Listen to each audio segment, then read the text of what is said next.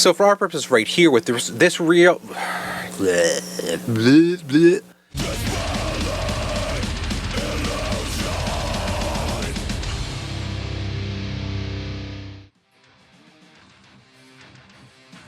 Hey, Alex here again. Today I want to talk about something. I didn't plan on making this video, but the last video I did, the unboxing thing, I opened a few of these, which are the cheap Highwind Rail knockoffs, and one of my subscribers, David, he said something about having to clean them out and clear out the manufacturing debris. Sometimes there's like machining nonsense in there, and that the lubrication was particularly bad, and I noticed that as well with these. So I just responded underneath, yeah, I should probably do a video of tearing those apart and rebuilding them before I put them into use. So since opportunity arose and I happened to be doing it anyway, stuck a camera on it. As with many of the things I do, I want to take that as an opportunity to use it as a launch pad to tie a few different subjects together. So we're going to talk about these rails, and we're going to talk about some of their, competition, I guess, alternative linear motion platforms for your kinematics. And then I can also use that as a springboard to talk about bearing quality, machining quality, various specifications that are used in the industry, and lubrication. Because one of the things I did notice in my brief peeking around about these things on the internet last night is that there seems to be a whole lot of confusion about what you should do, and it's kind of warranted, but mixed in with that, I saw some real dangerous posts from people who were like, yeah, I just use X, Y, or Z and it's fine. Fortunately, I do have quite a bit of experience with bearings and lubrication under rough conditions, so we'll talk about all of that, and then I'll get more specifically into these rails, tear them apart, show you what's inside, examine the manufacturing, show you how to repack them, give you some alternatives to that, and then a summary at the end. Alright, so let's dig in. Linear guideway, what even is it? At its basis, it's just a cart that rides on a shaped rail with a groove for these bearings, and they recirculate in a, circular pattern as it moves up and down the slider. And typically these have been super duper expensive, like these fancy ones here from McMaster Carr, hundreds of dollars, or if you're super extra, thousands of dollars for the cross rollerway, which is probably the best stuff, but not for our purposes. However, the lighter duty Highwind MG series has been cloned, and now you can get it for like $10-12 online if you don't mind ordering it from overseas. A lot of times you'll see them on Banggood on sale for like $13-14, and you can even grab them on Amazon, albeit for like $30 if you don't have the patience to wait for them. And that brings us to kind of an important point. Now, traditionally, I've stayed away from linear rail for kinematics platforms, but that's not necessarily because they're not good. They're actually maybe too good, which is where part of the problem, I guess if you could call it that, comes in that if you have infinite money to throw at something, you can do like the best of the best and it doesn't really matter. But when you're talking about the cost versus performance ratio curve, once you've exceeded the point that you actually need, then you're just throwing money at the wall. And the fact that these were so very, very expensive for so very, very long meant that I just barked up other trees. That all changed when the clone rails came along, and there are various qualities of these, obviously. I bought the cheapest ones possible just to see what rock bottom was as far as budget. And there's a reason that this hit the magical price point, and that's that the Open Build's open source V-slot system is super cheap, readily available, and very easy to work with.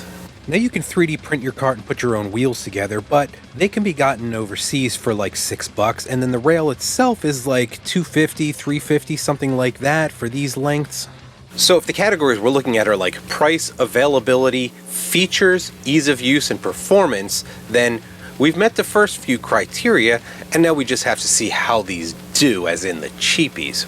But again, the advent of these really cheap rails kind of upset the apple cart, so to speak. So let's talk about what some of the differences are between these two systems. So if you're trying to decide, then maybe this will help you out a bit. If you don't care about the V-slot stuff and you're just here for the rails, feel free to skip ahead. So traditionally, the V-slot stuff has been much cheaper. It's also end supported or mounted as opposed to just being side mounted like the Highwind rail is. The rails come in a variety of different configurations, so it could be wheels on the outside, wheels on the inside. As far as the size of the rail and the stiffness, you can get that, different types of colors and annotations. They also have a pretty rich open source ecosystem of little components and giblets that go around it to help you kind of build it up, as well as like a community of people that are involved in posting projects and things like that. They're far more forgiving of alignment than Highwind rails, which we'll get to a little bit later, which makes them good for like low budget printers and that type of things, which is one of the reasons you start seeing them pop up in a lot of the import printers. And you're not stuck with the cart that you buy like you are with the linear rail systems. You can pretty much 3D print or laser cut or whatever type of cart that you need without having to put some kind of like adapter between the cart and your thing that you're adapting it to. The rails themselves are much more forgiving to debris, dust, and damage because the wheels are a lot larger than the small bearings. They won't jam up if you get little flakes of metal or nastiness on there, which is why you often see them a lot in CNC machines, where the Highwind rail would have to take a lot more precautions, like, accordion seals and things like that. There's also not a lot of maintenance with these systems because you can just pop the sealed cartridge bearings out and pop new ones in if they ever wear out. They're also a lot more adjustable in terms of like size and preload and angle and all those types of things, and they have a much better stiffness to weight ratio, and let me get to that here. Now you might have read, wait, but rail is much stronger, that's what they say. Well, yes, it is much stronger, but we're not building a building, we're making a kinematics platform.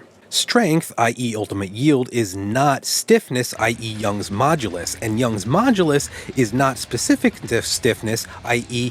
Young's modulus divided by density. It tells you the stiffness to weight ratio, which is important because of the moment of momentum and the inertia that we're talking about when we try to change directions, which is why we get things like ripple and ringing on our printers. Now, many moons ago I did all this math, but it has since disappeared to the sands of time. Now, there are deflection calculators on OpenBuild's forum that you can download and see how much it's going to deflect at a particular length and load. And as far as linear rails or guideways, Highwind does have the specifications somewhat in their data sheets that you can look at and get some kind of an idea of how the clones might work, assuming they're made out of relatively the same material and temper.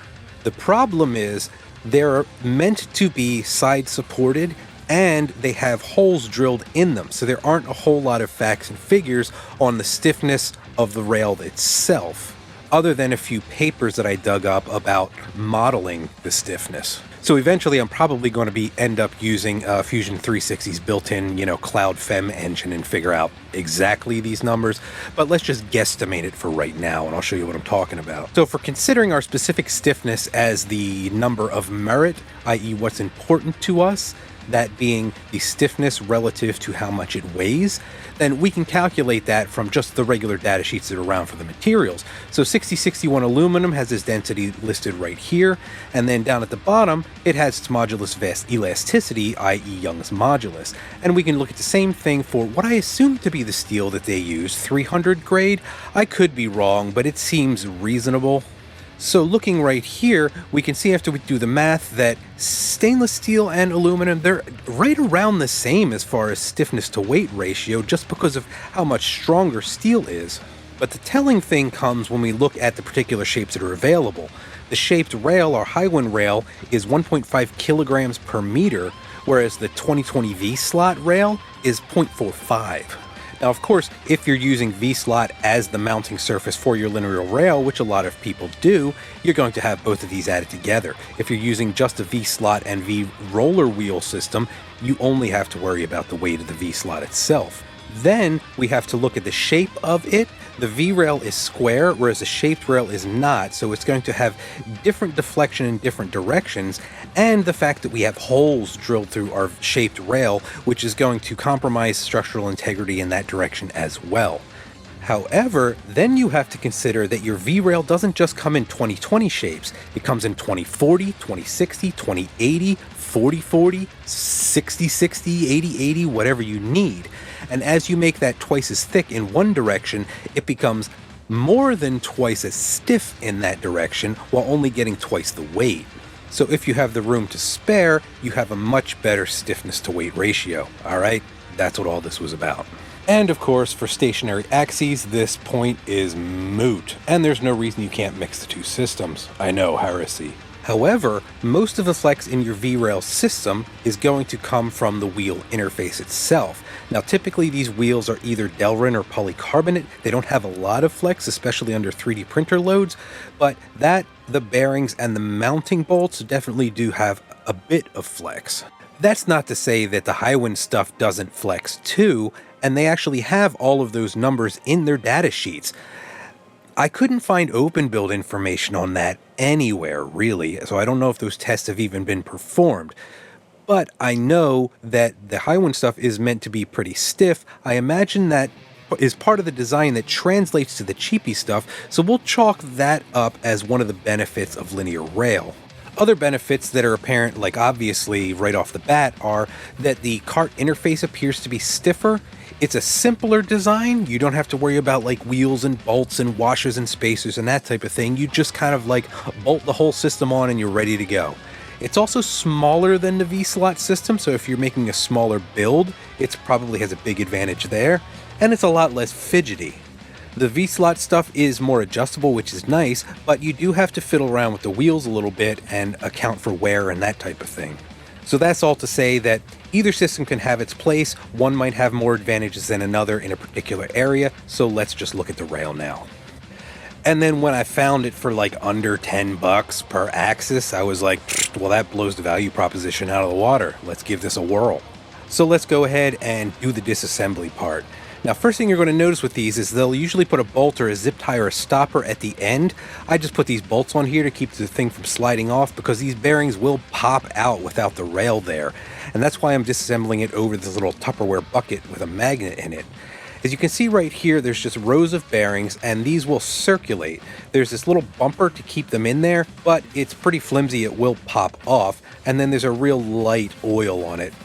Now, ideally in these types of situations, I would want to see a bearing retainer for these. That would work much, much better for us, but I can see how that would be complicated. I imagine some of the more expensive stuff probably has some sort of flexible bearing race in there. I haven't really looked, but I imagine so because that would be logical. So the end parts are just held on with a couple little screws. These are Phillips head screws, and these end bits are just the seal and a wiper to kind of clean any debris off of the rail before it gets into the bearings. It has this top part right here that pops right off, and then there's a little two-piece green plastic bit underneath that. On the bottom of the orange bit, there's some kind of porous-looking bronze or something like that.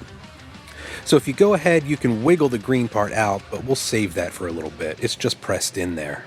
I'm just going to pop the little wire retainer out of there with a screwdriver, lay that down in a bucket, and then all of the balls that are along the guideway are just going to kind of fall out. And then as you see right here, as I push it, they'll rotate out the other side because they're actually circulating through a groove or a hole that's drilled into the block. So now we have to pop the little green thing out, and you can see the balls right there sitting in the groove. And it's interesting to note here that this is set up for being oiled from this little center hole, which is fascinating. They don't have the grease nipple on there, so it's not going to like seal it as well as it could, but it is possible to grease those externally. You could use something like an oil gun or just, a propelled lube or just a squeezy bottle or something like that. So that means this video just got a little bit longer because I have two axes right now. So I can pack one with grease and then the other one I can not disassemble, just spray some solvent in there, flush out all the nasty stuff, flush out all the old oil, and then put new stuff in there. That'll let us run like a long-term comparison between the two. But that's later in the video, so let's talk about the machining quality of the block itself now. It's probably hard to see in this picture, but this race that the bearings roll along is pretty ragged. And I also suspected that this hole was probably not drilled very well. I don't think they would have gone through the risk of running a bit all the way through it. What they probably did was drill it halfway through, flip it over, and drill it again, which means it might not have been a perfect match. It's pretty hard to make out from these pictures, so I'm just going to pop it under a scope and confirm my suspicions. Now this is a race right here. You can see under magnification how ragged it is. That's definitely rougher than the surface of the bearings, and it's going to shorten their life. Now looking at the block itself, you can even see that with the naked eye, so no big deal. And my suspicions were also confirmed with these holes that are drilled through for recirculation. You can definitely see the seam in there between the two drill points. I just poked the end of an Allen wrench in there to see how smooth it was, and it was pretty rough. I didn't catch it on a seam on the one side, but I did on the other right here. And if I mark that, you can see, yep, that's about halfway through where that seam was. So I could go ahead and re-drill that. I have a couple decent machining bits that'll do it, but I think the metal's too hard to just kind of like put polishing compound and like a pipe cleaner in there and smooth it out. I'm actually going to leave it alone and see if it poses an issue, and then if it does, I can always just go back and remachine it. Because the bearings aren't running along that race, the only problem would be is if they're catching up and not circulating properly. And that brings us to the bearings, which is maybe the most important part, because that's what our whole system is rolling on. Now these calipers are actually pretty nice. They measure it out at 2.32 millimeters, just about 2.33. But if we flip that over to find out what the most common bearing size is, we see that it's 3/32. Obviously that's rounded up inside the calipers, but it's a rational and common size, so at least we know what we're working with. So generally speaking, our bearings are 3/32. They're kind of rough, and they're actually a little bit small in diameter, 2.33 millimeters. They should be 2.38125. And that brings us to the grades of bearings. Typically the grade is specified in G, XXX, whatever, as maximum deviation from the specified size in 1/1000ths of an inch. Obviously the lower number is better, so if something is G100, that's a lot better than G1000, etc., etc. The hardness is measured on the Rockwell scale. Usually you'll see HRC and then a number. A higher number here is better. Usually the C scale you're going to see between like 40 and 70. Our bearings should be around like 50 or 60 on the C scale, and the C scale is harder than the B scale. So unhardened bearings you'll often see on the B scale, like B50, B60, etc. Now I can't get exact numbers from these calipers, but I can tell that we are at least 0.002 away, which means we're in the G2000 range, which means these are really low quality bearings. Now, typically the parlance of precision grade bearings means they're around like G50 or G25. Going over that, you're really just kind of throwing money at the wall, but we don't even need that much. We do need better than G2000 though. And there is a little bit of play in these carts. They probably put smaller bearings in there so that they wouldn't bind because of the bad machining, but from the spec, we know that we should be able to fit a true 3/32 bearing in there. Now, I do have a bucket, not a bucket, a vial, I guess, of 3/32 bearings here, but I'm not sure what grade they are. So I took a little trip to the local hardware store and I just grabbed some because I know they had decent ones. They're grade G25 and they're 63 on the C scale. And measuring those, they're as close to exactly right as these calipers can measure. i.e. they're at least G250, which honestly is fine for us, and it's a whole lot closer than the bearings that came with it. So my knee-jerk reaction is go ahead and replace them with good bearings, but I think I'm going to leave these in here just to see how they do.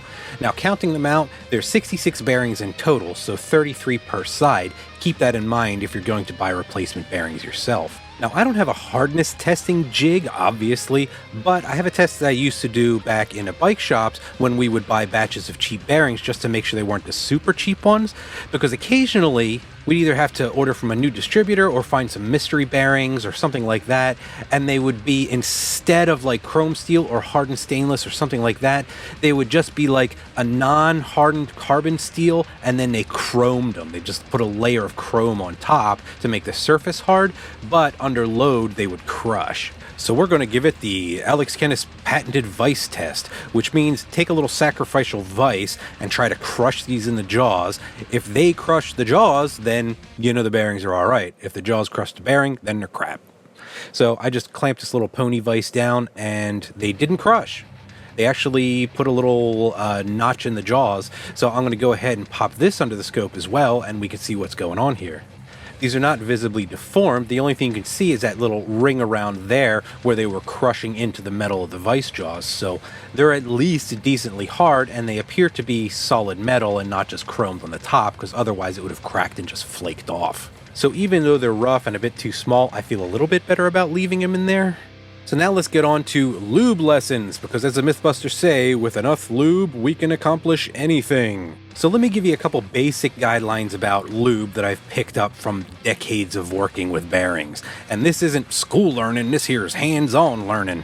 Rule number 1, WD-40 is not a long-term lube, or technically a lube at all. Kind of. Okay, let's talk about WD-40 for a while. So story time, yay! At one point in time, back when I was in college, I was working for a place that was a bike shop in the front, a locksmith in the back, and a gun shop downstairs, because that's how America works, I guess. And those are 3 radically different things, but we had a kind of a joke that the thing that tied all those 3 businesses together was that 50% of our profits came from WD-40, as in people misusing WD-40 on either their guns, their locks, or their bikes, messing them up, and then they'd have to bring them into us for repair. Now, I haven't researched WD-40's special recipe or anything like that, but it's been around for a while, and there's enough clones that I'm pretty sure that I would place money on this being the basic composition. It's going to be a large part some kind of solvent, probably naphtha, also known as Zippo fluid or lighter fluid, or sometimes lamp fluid, something like that. The only part of it that's any sort of lubricant is just a basic mineral oil base. Same thing that's in a laxative, same thing that's in Vaseline. And then they probably have various alkalines in there, like a detergent alkaline and a hydrophobic alkaline, to like fulfill the claims of like water displacing and like cleaning and things like that. But essentially we're talking about thinned mineral oil. It sprays on, and then the naphtha dissolves and it leaves a very fine film of oil on there. Problem is, that's just a wet lube. It's just a little bit of oil on there. So whether you spray it on your bike, your gun, or your keys, or whatever, it's not going to stick around, first of all. Second off, it's going to be wet and attract a bunch of grit and nonsense. And it's about the worst thing that you can spray on bearings as a lubricant, because it's just going to flush the grease out of like your loose bearings or the oil out of your sealed bearings, and then leave you with metal on metal contact after not very long. And you'll just end up grinding your bearings and races to a pulp, in addition to usually flushing contaminants into the bearings as opposed to out of the bearings. Speaking of grinding bearings to a pulp, don't use hard particle-based lubes on roller bearings. Not in our case. In like ball joints and CV joints, it's a different story, but we don't want that. Now, locks are made up of tumblers, springs, and sometimes brass plates against each other. It's a very low pressure situation, so in that case, something like a powdered graphite lube is very good. And it can even be good in some situations for low pressure bearings, but the more pressure you have, the more it's just going to chew them up. Same thing goes for graphite impregnated grease and moly grease. And I did double check on that, and they even say in the Highwind data sheets, avoid those 2 at all costs. Rule number 3, look for a Goldilocks viscosity. What's good for the goose is not good for the gander, so to speak. And viscosity just means how thick it is. The thicker the substance, the better it's going to cling to where it is and then continue to lubricate the bearings as they roll through it. The thinner it is, the more likely it is to run out and leave you with a dry surface, metal on metal contact. That's one good thing about bearing retainers, in that you can pack those full of grease and then it's not going to be clogging up the surface. It's going to be between the bearings, and it will naturally distribute itself as a thin film onto them as they roll past it. Unfortunately, we have a loose ball bearing situation here, so things change a little bit. So ideally, we want our bearings to roll along these surfaces with a thin film of lubricant on there. But if we have grease that's too thick, that's going to prevent those from rolling. Instead, we're going to chatter along and scrape up the surface, and that's obviously not what we want. But if you go too thin, then, well, that's going to disappear quickly, and then you're just going to be grinding as well. So that brings us to rule number 4, consider the conditions, debris and heat.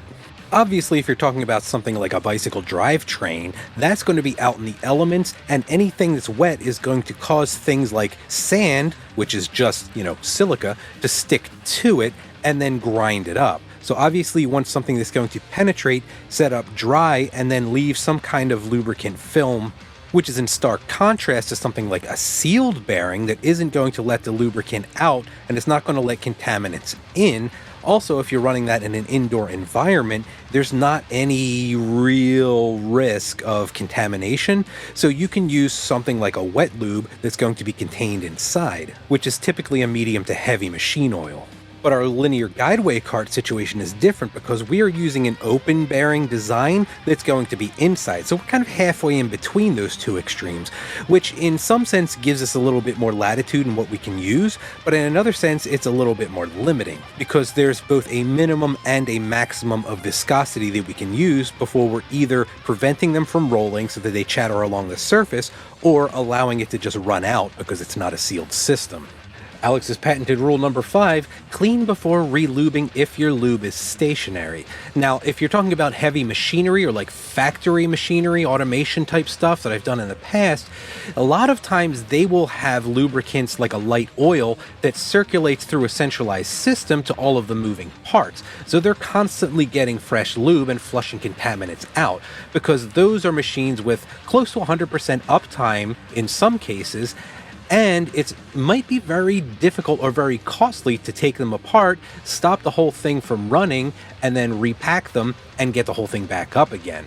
Obviously, we don't have a recirculating system. Our lube is going to be stationary, relatively speaking. So you want to make sure that you get any contaminants or grit out of there before you put new stuff in. And you want to clean the outside of all of your cart, because otherwise you're just going to be flushing contaminants into the bearings and shorten their lifespan. And finally, rule number 6, this is more of a personal preference than anything else, but I like to work toward lubing. So first, completely clean it with degreaser of some kind. Then flush the system out. You're going to be flushing the degreaser and flushing any residual debris that may just be hanging out on there. Then I would typically spray it with like a light impregnated oil, like something with Teflon, wait for that to dry and deposit a thin film of Teflon on the surfaces, and then I would put the lubrication in.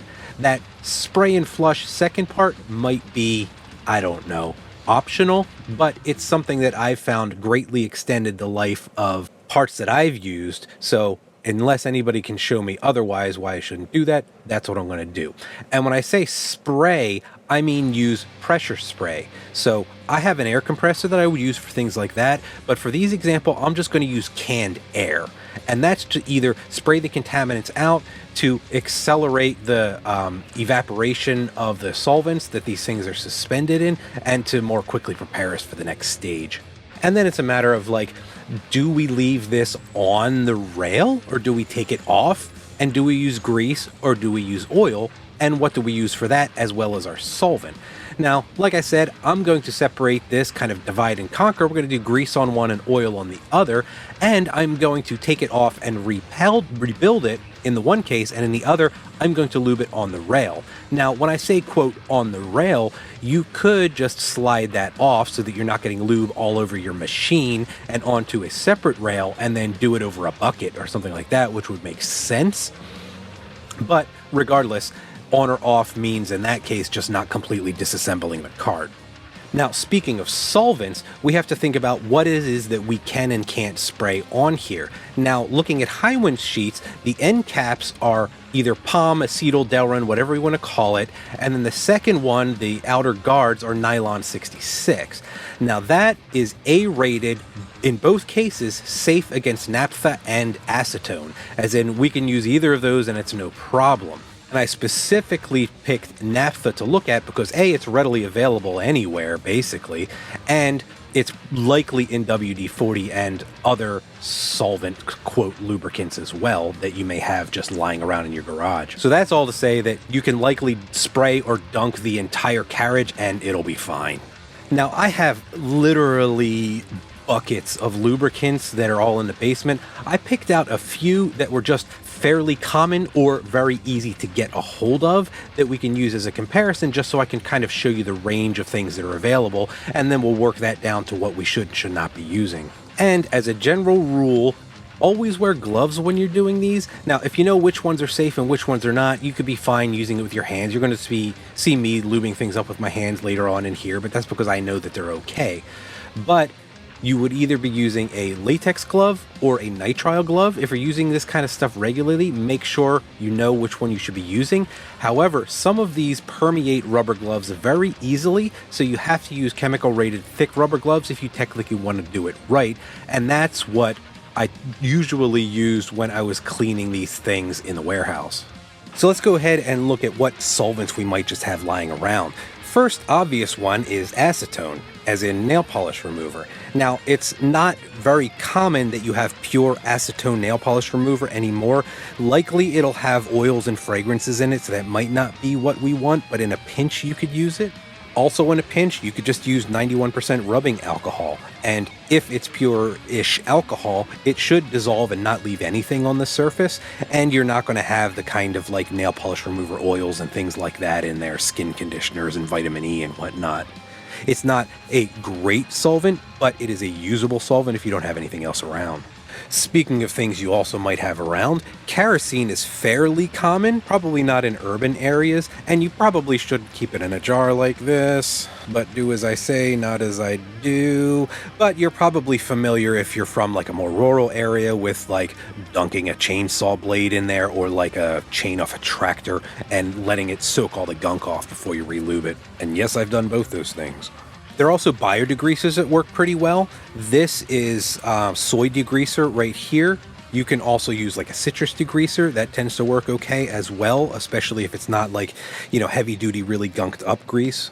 And then there are some slightly more esoteric things that aren't really used anymore, like DMSO or a dimethyl sulfoxide. This is still stuff you could just grab off of a grocery store shelf, and I always have some around for special cases. But the problem with this is it's the kind of stuff that will get through your gloves very easily, so you have to use the thicker gloves. Also, it breaks down the blood-skin barrier, so anything that's on your skin is going to be immediately flushed into your bloodstream, so you really don't want to use this stuff if you don't have to, especially if you're using it around other chemicals that might end up in your blood. So that brings us stuff on like the kind of triumvirate of commonality to effectiveness to safety that I think we should probably kind of look for. So the first one is just lighter fluid, and you probably have all this around. This is one of those things that typically you'll have in a cabinet for just like taking sticker labels off of things. It's just naphtha, so if you don't feel like buying an entire liter of naphtha, just go pay like $1.58 or whatever these cost and buy a little container of lighter fluid. And then there's also WD-40, which should work fine. It's commonly used for getting lubricants off of things so that you can put new ones on. It does leave a few things behind, but it shouldn't be anything that'll mess up our grease when we put it on there. Now, speaking of grease, we've already said that we should stay away from like moly impregnated grease and graphite impregnated grease, and we should also stay away from like any of the dry lubes, like just pure graphite and things like that. There are common wet lubes that might work fine if you put them on a regular basis, like Triflow, which is just like a light synthetic oil that has Teflon in it. That'll probably work fine, but like I said, you may have to apply it more often. There's also dry lubricants, which I would probably steer clear from, and these are ones that are meant to evaporate more of the liquids and leave more solids on there. And that also applies to like wax-based lubricants like Bone Shield, which is very nice. But it's also not very thick, and it tends to get a bit gloopy and sticky after a while, so this is probably not something that I would use in our particular case. But it would probably be fantastic for keeping the rail itself from corroding, because that's what Boeing developed it for. Moving along from there, there's silicone sprays, which are extremely slippery, stay on there pretty well. However, they aren't very thick at all. They go on very thin. This I would probably recommend for keeping the rails from corroding, just because of how easy it is to use and how well it does prevent corrosion, especially in an indoor environment. But I don't think I would use something like this on the bearings because it's just too thin. Another alternative is lithium grease, just regular old lithium grease. Now, this should theoretically work very well, and it would be great for heavier machinery, but in our case, I think the typical lithium greases are going to be a little bit too thick to let our bearings roll along the surface, and we'll test that later on. I suspect that it's going to be thick enough that it's going to make them chatter, so we want to be careful with this or use a lower viscosity lithium grease. Then there's Super Lube, which I think a lot of people recommend for this case, and it's probably the best bet. This is a synthetic lubricant with silicone and Teflon. It also has some very nice damping properties, so it should quiet down the bearings quite a bit, rattling around and scraping, and I'll demonstrate that a little bit later too. Now, I don't have any Super Lube up here. I have the liquid stuff down in the basement, but that's not what we're looking for. It's also sold by Loctite, so you can grab it at a hardware store, but I am just going to use this, which is essentially the same thing, but a little bit fancier. I tend toward it because it seems to separate less than Super Lube, but Super Lube's fantastic, so that should be fine as well. Consider this a stand-in. Unfortunately, they don't sell this stuff anymore. This used to come right from DuPont, and the closest thing on the market is this stuff, which is expensive, and I don't have any. And if I were trying to do something fancy as opposed to these like super cheapy carts, I would probably look into like the DuPont Krytox line, because they're essentially the same thing as the Finish Line Teflon lubricant, but you can get it in all kinds of different viscosities and things like that. It does, however, cost a freaking lot of money, so don't go searching for this stuff thinking it's a miracle cure, because it's going to cost you like 20-30 bucks a tube. Alright, so we talked about the lubes, we talked about the greases, now let's talk about oils. Ideally, this is the stuff that would be used, light DTE circulating oil, but like I said, we're not going to be using a recirculating system, so this is probably not where we want to shoot. You can still use the DTE line if you want, but I would go to the next more viscous stuff, the thicker stuff, since we're not going to be flowing it through the system and we have to make sure it stays in place a little bit, and that would be this stuff right here, which is probably the perfect thing for our application, but we would have to reapply that more often than we reapply grease, and it really only comes in big jugs like this. Now, we do have the exact same thing in much smaller amounts. If you look down, it says SAE grade 20, ISO grade 68, which matches the specifications of regular good old 3-in-1 oil. It's practically the same thing, and you could get it just about anywhere for practically nothing. So that's what I'm going to lube up the second cart with, and then we can use that as a long-term comparison against the grease. So for our purposes right here with this rail that I'm going to repack, I decided to just go with the methods that I'm comfortable with, that I know work, and with the lubes that I have confidence in. So we're going to clean and degrease with naphtha, and then we're going to use WD-40 to flush that out. I'm going to flush that out with Tri-Flow, let that dry, and then apply a lightweight Teflon impregnated grease. So I already did the cleaning out, so now we're just going to do the lubing. And I'm first going to spray this down with Tri-Flow, just on the outside, a little bit on the inside, and then I'm going to set that aside to dry. Alright, super duper warning here. Now, when you see quote unquote liquid Teflon, that's usually suspended Teflon particles, and you're fine with that. What you don't want to ever touch is melted Teflon, and you don't want to be around Teflon fumes. So if anybody gets the bright idea of melting down Teflon and using it to lube bearings, just don't. Now, when I say putting grease on these bearings, I'm not packing it like I would a bearing race. I'm just going to rub it all over the bearings, make sure that they're sufficiently covered, and then I'm going to put dabs of it in these holes where it circulates, and I'm going to let them naturally pull that through. And then for the exposed bearings, I'm going to put a little bit on there with my finger, and then I'm going to circulate them through 180 degrees, and then do that again. So they have a healthy coating, but not a gloopy coating. And then we just have to pop our guide back in here and make sure they don't roll out on the desk when we put the stupid rail back in. And now we can go ahead and check and see if the grease is too thick. Special note, be very careful when pushing this back in. First time I pushed some of the bearings out onto the desk and I had to clean them again. Now, this is what I'm talking about with the bearings scraping along the surface of the grease. See how they're not circulating properly? Now, I didn't put a lot in there, so I expect when that gets more evenly distributed around, they're going to break free just fine. But you can see the danger if you were to just pack this full of grease. They wouldn't be circulating, they'd just be scraping along the surface. And as I go along here cycling the bearings through, I'm just going to take my finger and wick away some of the excess grease that squirts out. And now, as you can see, they're rolling just fine, so happy. And after they cycled through properly, it'll even move under its own weight. So yeah, we're definitely not binding, and the doles are definitely circulating. So Then I just cleaned up, had a quick lunch of pretzel, mustard, and coffee, and then we're ready to try the other method. So I could call this the lazy way, but I'll just say it's the no disassembly method. I'm definitely going to wear a latex glove from this. It wouldn't last too long under these conditions, but I'm just going to be doing this for a couple minutes, so it's no big deal. I'm just going to do this over the sink, and I'll put it in a bucket so that I'm not just like flushing all these chemicals down the drain. For solvent here, I'm just going to use WD-40, and I'm going to just stick it right into the little where the grease nipple would go, and cycle that through as much as possible and let it squirt out the other side. Then after I'm satisfied with that, I'll just flip it over and do the same thing here. Now I can already feel that the oil that was on there is getting flushed away by the WD-40 because it's moving very freely on the slider. And then just repeat that until you're comfortable. Now afterwards, I'm going to go through all of this fluid on the bottom and see if we actually flushed anything out with this. Because I didn't do that with the other piece that I took apart, and I kind of wish that I had. This definitely feels now like there's no oil on it, so yeah, don't run this back and forth like this too many times. And then I'm just going to wipe it off with a paper towel and then blow it out with some compressed air. Here's the next kind of optional step, but I'm going to flush this out again with Tri-Flow, and again, that's like a light synthetic oil with Teflon in it. The reason that I'm doing that is, A, I want this Teflon to get into all like the nooks and crannies in here, just in case we have some lube that ends up running away from one of the areas so that we have some kind of protection, i.e. the Teflon powder on there.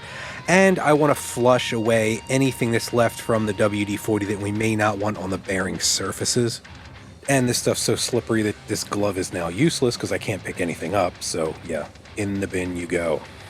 Then I'm just going to wipe off the excess with a cloth and then spray it down with some compressed air and wait for this to dry, which shouldn't take too long. And if you've ever let this like sit and dry without wiping it off with a rag, you know that it makes kind of like, you know, a gloopy gel kind of mess, and that's not the best thing in the world probably, so we'll get this off all the surfaces. Now for this next part, I'm actually going to silicone spray the rail first. I don't think it really matters if you do it first or last, but I'd rather have the silicone spray against the surface as opposed to the oil on the surface and then wiping it off and putting the silicone spray on. So again, this is, you know, slight lubrication, but it's more just to keep the rail from corroding. And even though this stuff isn't heavy duty, it is super slippery, so do not spray it on the ground or you will fall. And just to give you an idea of the viscosity of this oil, see, it kind of stays in place. It's not super thick, but it's not way too thin. Should be pretty good for what we're doing as long as you reapply it. It's definitely not a set and forget situation, more like, you know, grease. And now I'm just going to flush 3-in-1 oil through there very liberally, because this stuff is, you know, super cheap and easy to get. So you see, I'm just going to keep that squirting through the other side, and then I'm just going to lube it through the hole on the other side, and I'll put a little bit through on the bearings too. Cycle it back and forth a whole bunch, and then do the whole thing again. And I don't really have any worries about this getting all over my hands because it's just oil. And I'll just set this down so that the excess will drain off and then wipe off whatever's left and we're good to go. Now, if you use this method, showing you how messy this is, I would definitely use it in a design where you can slide the carts off the rail and away from your printer to do this, probably on like a scrap piece of rail or maybe even like the little dummy inserts that come with some of these carts, because otherwise this slop is going to end up all over your printer, and that's definitely not what you want on your print surface. That applies to the silicone spray as well. Do not spray that on your print surface. Make sure you have that covered it up or you're just done. And then regular old dish soap should take the crap off your hands when you're done. Now we get to go fish. This is a stack of neodymium magnets, so I'm just going to drag this through the bottom here. There's a couple pieces of debris, and I want to see if any of this is metallic, because that would validate going through all the effort of flushing this out. Oh, I hope you can see this. Look at this little black thing dragging along as I pull the magnet back and forth across it. That is definitely metallic debris that got squirted out of this block. So there you go. So yeah, light grease versus heavy oil. Which one will work better? Only time will tell. I suspect they'll both probably be okay. But the most obvious thing right off the bat is how much quieter the grease is than the oil. And I'll show you that here in a second.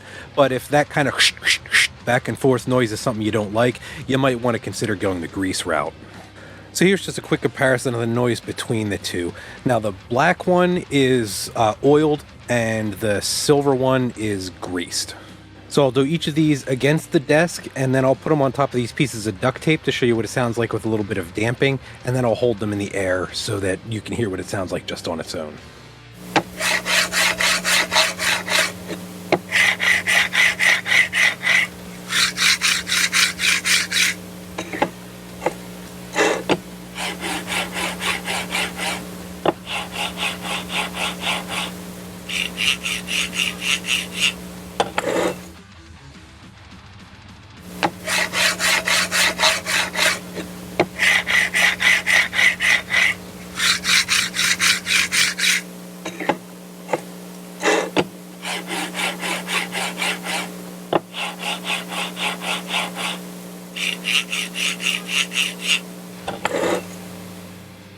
As you can hear right there, the grease is a lot quieter, which is one of the reasons I kind of wanted to make sure that worked, because I really get fed up with all the noises involved with 3D printers. But the oil works fine, it's just going to be a little louder, or actually a lot louder. But you're not going to be running back and forth that quickly usually, so meh.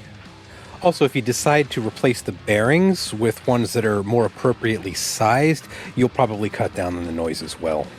So what's the TLDR on these? Like, do they suck? Well, they do kind of suck. But do they suck bad enough that we can't use them, or that they're worse than the alternatives? I think even in the state that they are, they're probably better than like the round linear rods. But along those lines, bear in mind that these are not very tolerant of having two non-parallel to each other. So for example, if you're using one on each side of a printer to run a gantry along, then you have to make sure that they're absolutely parallel and that you don't have any racking in the gantry. Otherwise, A, they could bind up, or B, you could be putting excess pressure on your bearings and you're going to prematurely wear them out, and it's not going to live a long and glorious life. So a worst case situation might be like using them in a like homemade HBOT configuration, unless you specifically buy rails that are meant for that type of torque and you make sure that they're perfectly aligned. So the big problems are that like the machining is pretty bad, as you saw with the holes that were drilled through the block for the bearings to recirculate through, but that's not a surface that they have to ride through. It just has to be smooth enough that they don't get caught up. And that brings me to the actual bearing riding surface, or the race, whatever you want to call it, inside the block, which was pretty ragged. There weren't any obstructions, but it was definitely not smooth. So the bearings are the bearings are definitely harder than that surface, and they will grind it smooth with time, but that means you're probably going to get a little bit of play developing as well as grinding up your bearings in the process. So be prepared to change those. And you can grab like G100, G50, or G25 if you want to go crazy bearings online for really cheap, probably like a couple bucks for like a bag of 100 or 300 or something like that. So that's it for now. If you have any questions, let me know in the comments. I'm not an expert on these things. I don't have any long-term testing, but I will keep you appraised of any changes that happen to it as I use these, and they will be used probably on a nearly daily basis from the time I get everything set up until, whenever. And again, the plan is to use these on something I'm doing for the live stream, so there will be more details of that forthcoming as I get more of the parts in and get more of the design set. Also, if you have any experience with these that you want to let me know about, let me know down in the comments as well. Then my support links, as always, are in the video description below. Thanks again for watching the video. Until the next one, get out there and make something awesome.